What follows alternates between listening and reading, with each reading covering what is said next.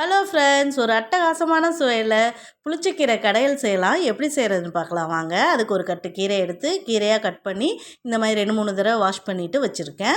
இப்போ இதை நம்ம வேக வச்சுக்கலாம். அதுக்கு இந்த கீரை மூழ்கிற அளவு தண்ணி வச்சு அடுப்பில் வச்சுக்கலாம். இது நல்லா வெந்ததுக்கப்புறமா இதை மூடி போட வேண்டாம், பொங்கி வரும். அதனால் இப்போ இது நம்ம வெந்துருச்சான்னு பார்க்குறதுக்காக இந்த ஒரு கீரை எடுத்து இப்படி மசிச்சு விட்டோம்னா நல்லா மசிய வரும். இப்போ இதை வடிகட்டி எடுத்து வச்சுக்கலாம்.